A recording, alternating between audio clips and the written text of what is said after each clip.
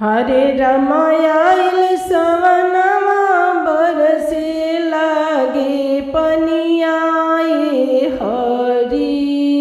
हरे रमायल सवनमा बरसे रिमि झिमि पनियाए हरि। हरे राम पुलवा चुए शरीराती चुनन चल पुलवाए हरि। हरे राम पुलवा फूले शरीराती चुनन चल पुलवाए हरि।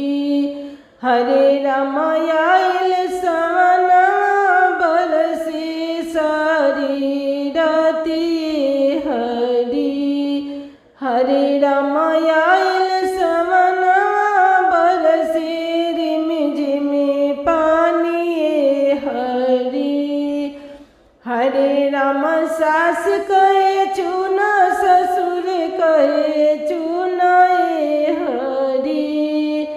हरे राम सास कहे चून ससुर कहे चूनाए हरि। हरे राम पिया कहले चल देव घरवाए हरि।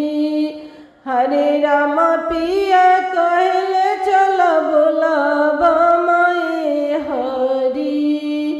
हरे राम आयल सवनमा बरसे रिमि झिमि पानिए हरि।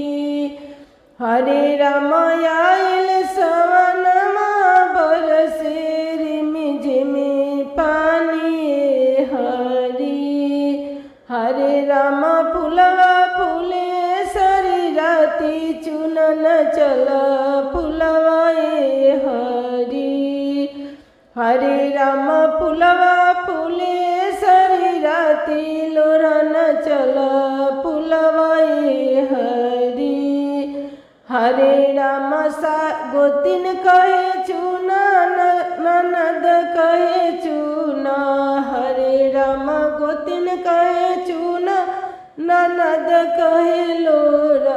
हरे राम पिया कहे चल विश्वनाथ हरि।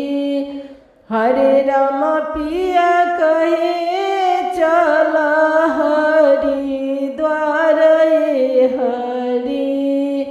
हरे राम आयल सवनमा बरसे रिमि झिमि पानिए हरि।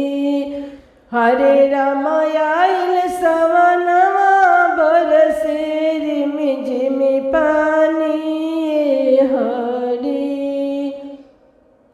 हरे राम फूलवा फूले शरीराती चुनन चल पुलवाए हरि। हरे राम फूलवा फूले शरीराती चुनन चल पुलवाए हरि। हरे राम देवर कहे चून देवरानी कहे चून। हरे राम देवर कहे चून देवरानी कहे चून।